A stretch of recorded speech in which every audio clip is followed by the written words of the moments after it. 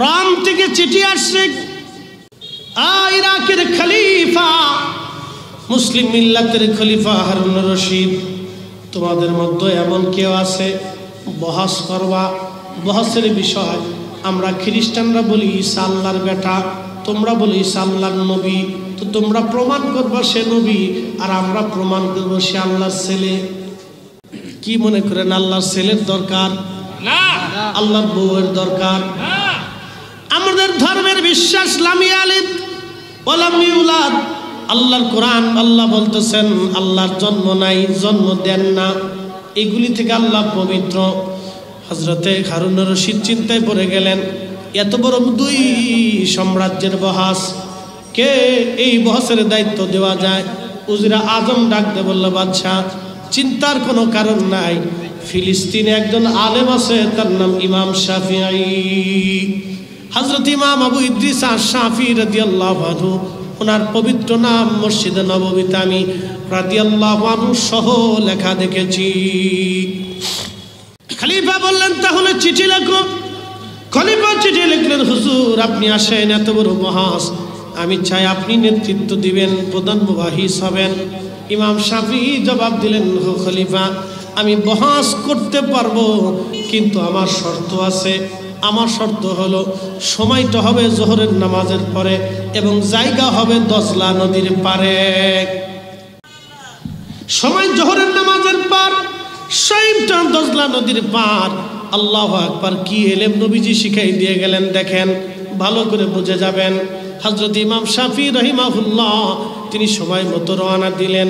আর এদিকে খ্রিস্টান রোম দেশ থেকে বড় বড় পণ্ডিত, জ্ঞানী, গুণী, দার্শনিক, তর্কবিদ যারা ছিল, তর্কবিদ, আগে বড় বড় তর্কবিদ ছিল, তর্ক অনুষ্ঠান হতো, বহাস বলা হয়। এই তর্কবিদ যারা ছিল, যুক্তিবাদী, সবাই আসলো। আল্লাহু আকবার। খলিফা দজলা নদীর পারে বিরাট বড় মঞ্চ তৈরি করলেন, লাখে লাখে মানুষ আছে বহাস দেখার জন্য। ইমাম শাফিঈ একা, উনি দুনিয়া বিরাগী জাহেদ ছিলেন।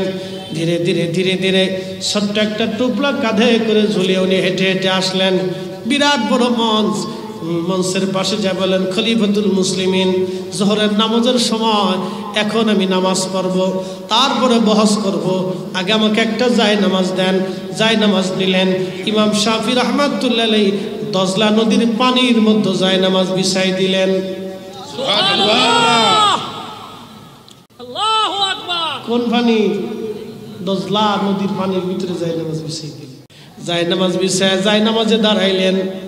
পানি ইমাম রে ডুবায় না। এই যেটা আল্লাহু আকবার না করে ওটা শয়তানের ভাই। আল্লাহু আকবার। আরো জোরে আল্লাহু আকবার। ওই আল্লিমুকুম মা লাম তাকুনু তাআলামুন, নবী গো উম্মত যেটা জানে না ওটা জানাবেন। এটা হলো কালবের বিদ্যা, আর একটা হচ্ছে শরীয়তের বিদ্যা। আমি কালবেরটা বলছি। শরীয়ত যেটা নামাজ, রোজা, জিকির, ফিকির, ইবাদত, সুন্নত, হালাল হারাম, এগুলি তো আল্লাহর নবী আমাদেরকে পুঙ্খানুপুঙ্খভাবে শিখিয়ে গেছেন। কিন্তু ইলমুল কালবেরটা বলতেছি। জায় নামাজ মিশিয়ে দিলেন ইমাম শাফিঈ। জায় নামাজে দাঁড়াইয়া ইমাম শাফিঈ দজলা নদীর মাঝখানে যাইয়া জোহরের নামাজের নিয়ত করলেন।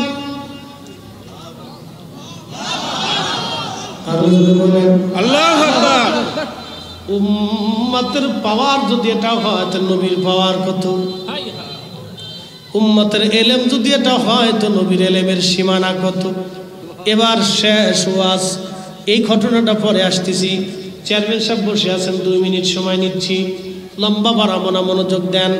আমার নবীরে আল্লাহ নিয়ে গেলেন। কোন জায়গা নিলেন? সিদরাতুল মুনতাহায়। জিব্রাইল আমিন সাথে শেখ সাদি রহমাতুল্লাহ আলাইহি গুলিস্তান অবস্থার মধ্যে লেখেন, আগার এক সরে মুয়ে বড়তর পরম ফরুগে তাজাল্লি বসু জদ পরম, আগার এক সরে মুয়ে বড়তর পরম ফরুগে তাজাল্লি বসু জদ পরম।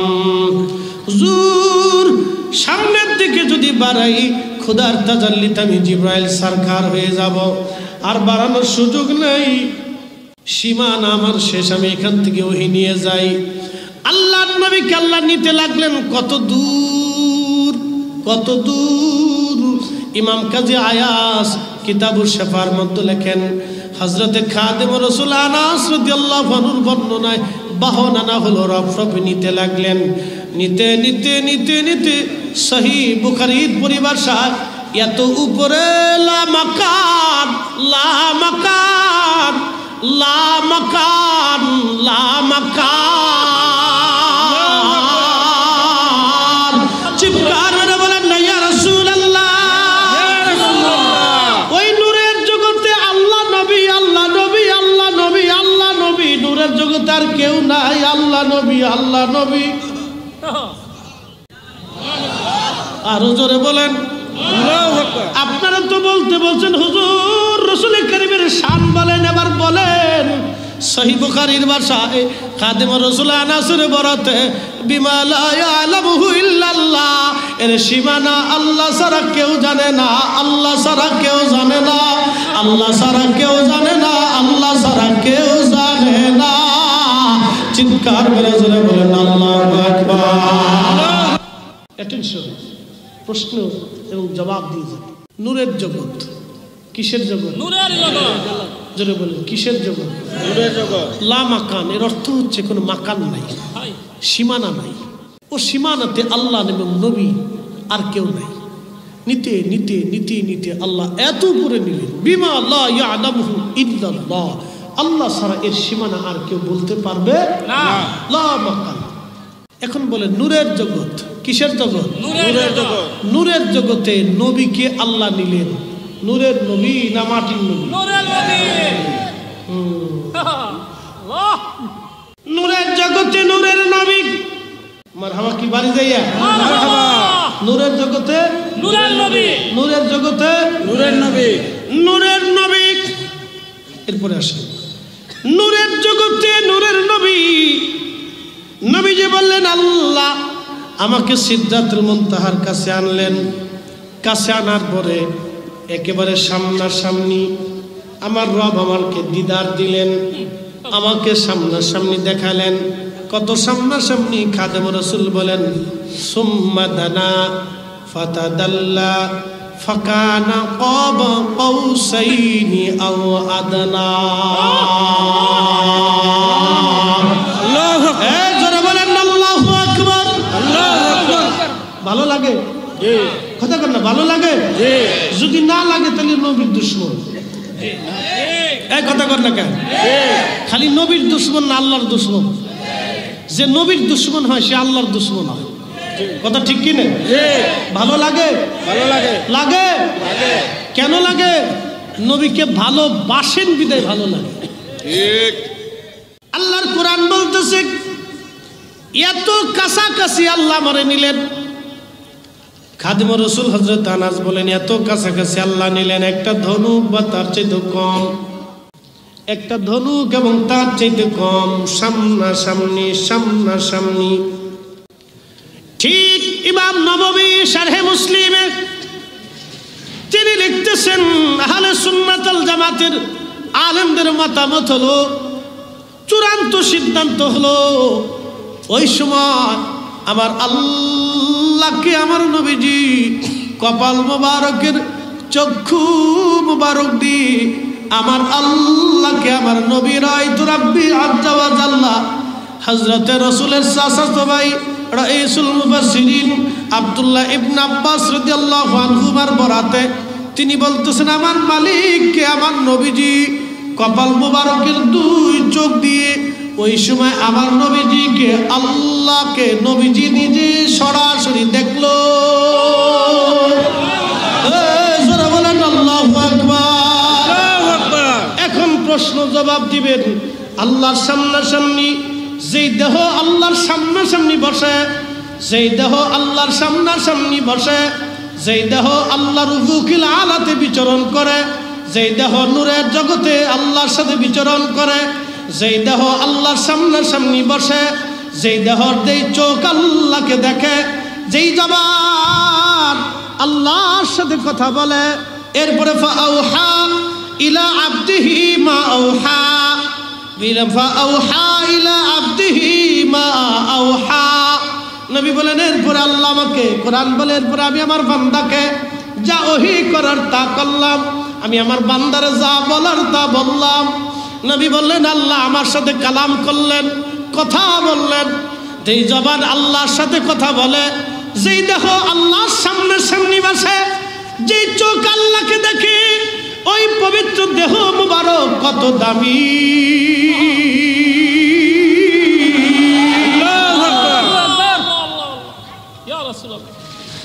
কত দামি হতে পারে মনোযোগ। সেই দেহ যদি এত দামি হয়, তাহলে ওই দেহ ঘুমাই রয়েছে মদিনার মসজিদে রওজা মুবারকে, তাহলে রওজা কত দামি। আর জোরে বলেন না, জোরে বলেন না আল্লাহু আকবার। তাহলে সেই রওজা মুবারক কত দামি, সেই রওজা মুবারকের মাটি কত দামি, সেই মসজিদ কত দামি, ওই মদিনার মাটি কত দামি। এই জন্য ইমাম মালিক ইবনে আনাস 80 বছর ধরে মদিনায় জুতা পরেন নাই, পায়খানা করেন নাই, থুতু নিক্ষেপ করেন নাই।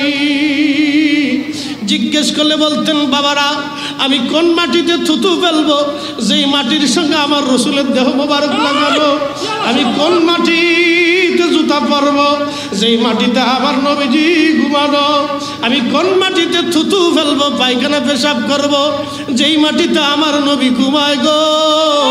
এই জন্য আল্লাহ রসুল বলেন আমার উম্মত, আমার এই মসজিদে কেউ যদি 40 ওয়াক্ত নামাজ আদায় করে তাহলে আল্লাহ তার নাম মুনাফিকের কাতার থেকে কেটে দিবে। এই জন্য ইমাম হাজার আসকালানি ফতুল বাড়িতে লিখলেন ওই মদিনার মাটির ভিতর থেকে জান্নাতের ঘেরান, ওই মদিনার বাতাস থেকে জান্নাতের ঘেরান, ওই মদিনার পানি থেকে জান্নাতের ঘেরান, ওই মসজিদে নববীর এত স্বাদ। নবী বলেন ওয়াদিল মুবারক, সহিহ বুখারীর হাদিস, এটা মুবারকময় উপত্যকা, এটা বরকতময় উপত্যকা। সহিহ বুখারীতে নবী বলেন এই মদিনাকে আমি ভালোবাসি, এই মদিনা আমারে ভালোবাসে। এই মসজিদে নববীতে নবী ঘুমায়, এই মসজিদে নববীতে একটা জায়গার নাম রিয়াজুল জান্নাহ। হুজরা মুবারক থেকে মিম্বর মুবারক পর্যন্ত রিয়াজুল জান্নাহ, এটা দুনিয়ার ভিতরে বেহেশতের বাগান। এই মসজিদে দুনিয়ার ভিতরে আল্লাহর রসুল কর্তৃক জান্নাতের বাগান, আল্লাহ কর্তৃক নির্বাচিত জান্নাতের বাগান। এই বাগানের পাশেই নবী ঘুমিয়ে গেছেন। সেই দেহ মুবারক জিসম মুবারক এই মসজিদের ভিতরে, এই মসজিদের ভিতরে রিয়াজুল জান্নাহ জান্নাতের বাগান, এই মসজিদের ভিতরে রিয়াজুল জান্নাহ জান্নাতের বাগান। কারণ কি এই হুজরা শরীফ থেকে মিম্বার পর্যন্ত নবী বারবার হেঁটে যাইতেন, হেঁটে আসতেন। আল্লাহ তাআলা এটাকে জান্নাতের বাগান ঘোষণা করছে। কেউ যদি বলে আমি স্বপ্ন দেখছি মসজিদে নববীর ভিতরে ময়লা আবর্জনা স্তূপ পড়ে গেছে, মাকড়সার জাল, আর আমি এটা পরিষ্কার করছি, তার মানে বোঝা গেল এই স্বপ্ন তার শয়তানে দেখাইছে। ঠিক, হ্যাঁ ঠিক আসতে বললেন কেন? জোরে বলেন ঠিক না বেটে? এটা মদিনার ইজ্জত মিয়া, রসুলের ইজ্জত এখানে জড়ানো, এটা মদিনার ইজ্জত। যেই মাটির ভিতরে রসুল ঘুমিয়ে আছে, কোন আশেকে কথা বলতেই পারে না। স্বপ্ন দেখলে বুঝতে হবে শয়তানে দেখেছে। এই মাটির ভিতর থেকে জান্নাতের ঘেরান আসে, এই বাতাসের ভিতর থেকে জান্নাতের ঘেরান আসে, এই পানির ভিতর থেকে জান্নাতের ঘেরান আসে। যেই মসজিদে রসুল করিম ঘুমিয়ে রয়েছে, কাছতে বললেন কেন? আল্লাহু আকবার, জোরে বলেন আল্লাহু আকবার। মদিনার ইজ্জত রসুলের ইজ্জত, মসজিদে নববীর ইজ্জত রসুলের ইজ্জত। বুঝে সুঝে কথা বলতে হবে, স্বপ্ন বুঝে সুঝে দেখতে হবে। শয়তানের স্বপ্ন দেখাইলে স্বপ্ন দেখাইয়া বলিয়া বলিয়া ক্রেডিট দেখানোর কিছু নাই। মদিনার ফজিলতের বর্ণনার হাদিসগুলি বললে এটা রাত আর একটা পাঠ হয়ে যাবে। আমি তো সামান্য মুক্তাসার আপনাকে বলছি। যেই দেহ আল্লাহর সাথে কথা বলছে, যেই চোখ আল্লাহকে দেখেছে, যেই জবান আল্লাহর সাথে কথা বলেছে, যেই কালবে কোরআন নাজিল হয়েছে, সেই রসুল রওজা মুবারকে ঘুমিয়ে আছে। সে রওজার দাম কত? যেই মসজিদে ঘুমিয়ে আছে সে মসজিদের দাম কত? আপনি আমাকে বলে দেন। ফাজলিমের একটা সীমা থাকা উচিত, স্বপ্ন দেখারও একটা সীমা থাকা উচিত। শয়তানের স্বপ্ন দেখলে এটা বলতে হবে নাকি যে বলেন এটা দেখছি আতা সাতালাতা খাতা? আপনি রসুলের ইজ্জতের চাদরে হাত দিয়ে আপনি স্বপ্ন দেখবেন আর আমরা এটা মেনে নিব? প্রিয় উপস্থিতি, এটা রসুল করিমের ইজ্জত জড়ানো এখানে। আল্লাহর কসম করে বলি, চুল পরিমাণ ইজ্জতে কেউ যদি চাদর ধরে সে দুনিয়াতে লানত প্রাপ্ত হবে। আল্লাহর কোরআনের যে আয়াত দিয়েছেন আজকের সাবজেক্ট, এই আয়াতের বোর্ডে দুইটা কথা এখন বলে দিয়ে যাই। আল্লাহর কোরআন কি বলতেছে এই দেখেন, যে আয়াত দিয়েছেন সে আয়াতের ইন্নাল্লাযীনা ইউযুনাল্লাহ, কেউ যদি আল্লাহকে কষ্ট দেয় ও রাসূলহু এবং তার রাসূলকে কষ্ট দেয়, লানাহুমুল্লাহু ফিদ দুনিয়া ওয়াল আখিরাহ, আল্লাহর পক্ষ থেকে তার উপরে দুনিয়াতেও লানত, আখিরাতেও লানত। শেষ, কুল্লু খালাস। আকাশ ভেঙে যাবে তো পৃথিবী পুড়ে যাবে তো সাগর শুকিয়ে যাবে, কোরআনের এই আইন বিপরীত হবে না। কথা বলো ঠিক না? আমার দিকে তাকান, আমার দিকে তাকান। লামাযহাবী নুজদিরা বলে যে রসুল করিমের রওজা মুবারক জিয়ারতের এরাদা করা হারাম। মানবেন? কথা কন না কেন? মানবেন? মানবেন? ওরা বলে রসুলের রওজাকে রওজা বলা হারাম, কবর কইতে হবে। মানবেন? কথা কন না, মানবেন? যেই দেহ আল্লাহর সাথে কথা বলে, যেই দেহ আল্লাহর সামনাসামনি বসে, যেই চোখ আল্লাহকে দেখে, যে জবান আল্লাহর সাথে কথা বলে, সেই দেহ মুবারক নিয়ে রসুল করিম যে রওজা মুবারকে ঘুমিয়ে গেছেন, এই কবরকে রওজা বলা যাবে না, ওদেরকে জুতা দিয়ে বাইরে স্টেজ থেকে নামাইতে হবে। আসতে বললেন কেন? জোরে বলে বুঝে যেতে হবে। সে আমার বাপু যদি বলে তাও সার হবে না। অতএব স্বপ্নটাও মিথ্যা, এগুলো আজাইরের স্বপ্ন আর কি, শয়তানে দেখাইছে, শয়তানে দেখাইছে। শোনেন, ইস্তিগফার করার উচিত। আল্লাহ রসুলের বারকা, এটা দরবারে মুস্তফা। কি কথা কর না কেন? দরবারে মুস্তফা, রসুলের দরবারে, এটা অন্য কোথাও না। মসজিদে নববী, নবীর মসজিদ, পৃথিবীর অন্য কোনো মসজিদ না। এই মসজিদে রসুল করিম দীর্ঘ জীবনের বহু সময় কাটিয়েছে। সালাত করেছেন, জিকিরে ফিকিরে, তালিমে তরবিয়তে, ইবাদতে, সাহাবে কিরাম, তাবিন, তাবিন, খুলাফায়ে রাশিদিন, আইম্মায়ে মুজতাহিদিন, মুতাকাদ্দিমিন, মুতাআক্খিরিন আর সালফে সালিহিন।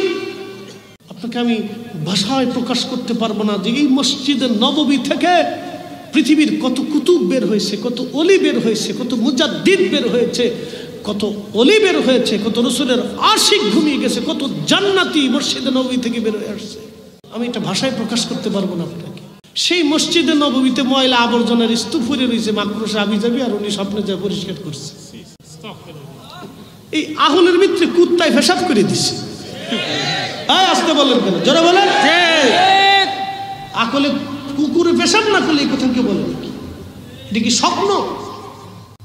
স্বপ্ন দেখার একটা লিমিট থাকা প্রয়োজন। শয়তানে যেটা স্বপ্ন দেখে সেটা বলার তো দরকার নেই। বলি আবার ক্রেডিট হাসিল করার কি আছে? শোনেন, কথা বলার আদত নাই, এগুলি নিজেরা খুব খারাপ লাগে আমার কাছে, কিন্তু বাধ্য হয়েছে আজকে। শানে রেসালাতের ব্যাপারে কাউকে ছাড়া যায় না, এটা বাপ হলেও ছাড়া যাবে না। কথা ঠিক কিনা? কথা ক্লিয়ার না ভেজাল আছে? শেষ আমার কথা, লম্বার বাড়াবো না। মদিনাতুন নবী একটা ঘটনা শোনাই দিই আজকে, যদিও এগুলি কাসাস কিন্তু শিক্ষণীয়। এক বুজুর্গ মদিনাতে গেছে, তো মদিনার আনসারি যারা, তাদের আদত হচ্ছে এই মেহমানদেরকে নিয়ে, হাজিদেরকে নিয়ে খাবার খাওয়া, এখনো খাওয়া। তো হাজিদেরকে নিয়ে তিনি এক হাজিকে, এক বুজুর্গকে নিয়ে, দাও উঠবেন না, কথাটা শুনে যান, উঠেন না প্লিজ, আমি জানি আপনাদের ওঠার প্রয়োজন আছে, যদি অসুবিধা থাকতে পারে একটু কষ্ট করে, এই ঘটনাটা শুনে যান। এরকম অনেক কাসাস ইতিহাসে আছে, অনেক ঘটনা আছে মদিনাকে কেন্দ্র করে। তার একটা ঘটনা শোনাই আজকে। আমি কেন সত্য কথা বলতেছি আজকে বলি আপনাকে। এই বুজুর্গ তিনারে দাওয়াত করে নিয়েছেন এক মাদানি বাড়িতে। তো সুন্দর করে মেহমানদারি হয়েছে, খাওয়া দাওয়া শেষ হয়েছে। তো খাওয়া দাওয়া শেষ করলে আপনারা বিভিন্ন মিষ্টান্ন, দই টইগুলি দেন। তো 1 মিনিট শেষ, চেয়ারম্যান সাহেবের কষ্ট হচ্ছে, এই দই দিছে। তো দইটা সঙ্গত কারণে ছিল টক। তো এই বুজুর্গ বলতেছে, না মদিনার দই টক, আমি খাবো না। মদিনার দই টক, শুধু মদিনার দইয়ের খুদ তালাশ করছে। আল্লাহু আকবার, মদিনার দই টক। তো উনি দই না খেয়ে চলে আসছে মুসাফিরখানা। আগে তো মুসাফিরখানা ছিল, হোটেল মোটেল ছিল। তো ঘুমাই রয়েছে, তো স্বপ্ন দেখতেছে যে রাসূল করিম সাল্লাল্লাহু আলাইহি সাল্লাম লাঠি নিয়ে আসছে। সুবহানাল্লাহ। লাঠি নিয়ে ওই বুজুর্গরে বলতেছে, বেরা যা, এক্ষুনি মদিনার থেকে চলে যাবে। আমার মদিনার দই তোমার কাছে টক লাগে না? বেরো, যার কাছে মদিনার দই টক লাগে তার মদিনা থাকার অধিকার নেই। যাও। আপনাদেরকে বলি, বলেন তো, দরবারে মুস্তফা থেকে কেউ যদি বিতাড়িত হয় আল্লাহর দরজায় তার কি জায়গা আছে? কি সর্বনাশ হয়ে গেল, কি সর্বনাশ তার জীবনে হয়ে গেল যে রসুলের দরবার থেকে বিতাড়িত একটা ছোট্ট ভুলের জন্য। কি চুল পরিমাণ, শুধু বলছে মদিনার দই টক, আর কিচ্ছু বলে না। এই জন্য আইম্মা ইকরাম মদিনার সম্পর্কিত যখন কিতাব লেখছেন তখন মদিনার বাতাস বলো। আমার ফাতুল বাড়ি জাওয়াত আছে, ইমাম হযরত খানানি বলছেন, ইমাম সামহুদি লেখছেন মদিনার একটা নাম আছে তাবা, তিবা, তাইয়িব, পবিত্র, সুগন্ধি, মদিনার নাম। এগুলো মদিনার নাম। মদিনার ৯৯টা নাম লেখছেন অনেক ইমাম। ৯৯টা নাম আছে বরকতময় নাম। একসাথে বলবেন আল্লাহু আকবার। নবীর কারণে মদিনার দাম, রসুলের ইজ্জত জড়ানোই মদিনার সাথে। যদি কোনোদিন মদিনাতে যান তাহলে আপনাকে মদিনার আবহাওয়া, মদিনার মাটি, মদিনার বাতাস, মদিনার সব কিছু যেন আপনার কাছে ভালো লাগে, প্রশংসা করবেন। সাবধান, কখনো বলবেন না যে এটা মদিনা এটা খারাপ, মদিনা এটা ভালো না। এই কথা ভুলেও বলবেন না, বললেই সর্বনাশ হয়ে যাবে। কারণ ওই মাটিতে আমার রসুল ঘুমাই গেছে। জানেন না এটার দাম কত? আল্লাহু আকবার, এটার যে কত মূল্য আমি এটা ভাষায় প্রকাশ করতে পারবো না। মদিনার কুকুর, মদিনার বিড়াল, মদিনার গাছ, মদিনার তরু, মদিনার লতা, মদিনার কবুতর, মদিনার যা আছে সবকিছু যেন আপনার কাছে ভালো লাগে। সবকিছুকে ইজ্জত করবেন, তাজিম করবেন, সম্মান করবেন। চোখে সুরমা, মদিনার ধুলাবালি আমাদের আশেকদের চোখের সুরমা। কথা বল ঠিক কিনা? ওই মাটির ভিতরে পৃথিবীর কত ওলি, গাউস, কুতুব, আখি, আব্দালরা ঘুমাই রয়েছে। হুজুর গাউসে পাকের মতো বড় ওলি মদিনাতুল মুনওয়ারায় যাইয়া রসুল করিমের বারগাহে যাইয়া নত জানু হয়ে থরথর করে কাঁপতেন, ডরে যে রসুল যদি আমার উপর বেজার হয়। আল্লাহ, আবু বকরের মতো সাহাবী কাঁপতেন যে রসুল যদি আমার উপর বেজার হয়ে যায়। বুঝতে পারছি? এগুলো আমি আপনাকে ছোট্ট ভাষায় বোঝাচ্ছি। তো এই জন্য এগুলির প্রতি আমাদের খুব কেয়ারফুল থাকতে হবে। সব ওয়াজে কিন্তু সুবহানাল্লাহ কইেন না, তাহলে বিপদ আছে। হ্যাঁ, এটা ওয়াজ হইলে অনেকে সুবহানাল্লাহ কইছে, আবার তাকবীর দিছে, দেখলেন এটা ভুল। সব জায়গায় তাকবীর হয় না, বুঝে দিতেই। মদিনার শানকে যেখানে জড়ানো থাকবে না সেখানে আমরা থাকবো না। তো প্রিয় উপস্থিতি, একটা লোক উঠবেন না, 5টা মিনিট আপনাদের কাছে ছোট্ট একটু কাজ। আমি ঘটনাটা রাখছি, ইমাম শাফি দজলার ভিতরে নামাজ পড়তেছে, মনে আসেনি আপনাদের? কথাটা শেষ করে দিয়ে তারপরে যাব।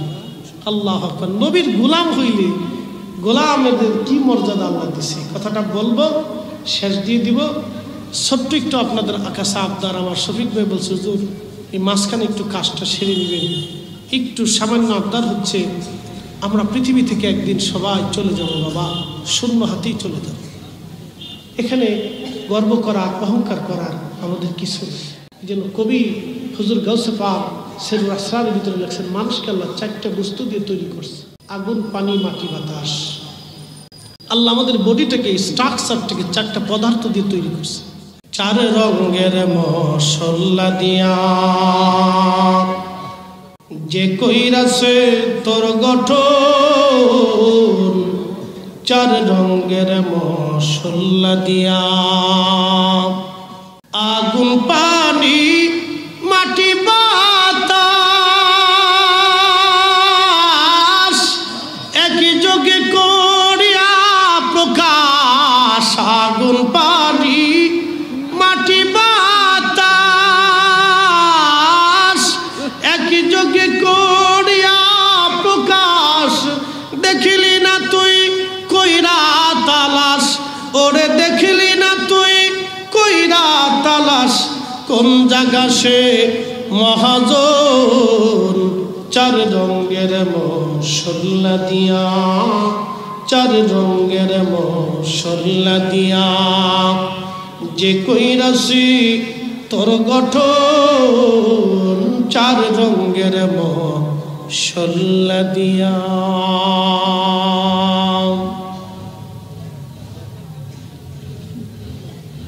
আল্লাহ বলছেন, বান্দারে তোমার হায়াত শেষ হয়ে যাবে। ওয়ানফিকু মিম্মা রাযাকনাকুম মিন ক্বাবলি আইয়াতি আহাদাকুমুল মাউত। মরণ আসার আগে তুমি আল্লাহর পথে ব্যয় করো। মরণ আসার আগে মা দিয়ে, বাবা দিয়ে, আপনজন, আত্মীয় স্বজন দিয়ে আমরা হাঁটা শিখাইলো, কথা বলা শিখাইলো। আমরা বড় হওয়ার শিখাইলো, মানুষ হইতে শিখাইলো, কামাই রুজি শিখাইলো, এরপরে টাকা পয়সা হয়ে গেল, আল্লাহ আবার বৃদ্ধ বানিয়ে কবরে নিবে। ওই অথবা বৃদ্ধ হওয়ার আগে কবরে যাওয়ার সময় আর একজন দিয়ে আল্লাহ কাফন পরাবে, গোসল করাবে, আর একজনের খাটিয়ার উপরে কাঁধে করিয়া কবরে চলে যাওয়া লাগবে। আইসি একা, যাব একা, কেউ সঙ্গে যাবে না। ভাই বন্ধু আপনজনা সঙ্গে তোমার কেউ যাবে না রে। ও তোর খালি হাতি একা পথি যাইতে হবে, মন বেরি দেখ না মন ঝাঁক মারি দুনিয়াদারি।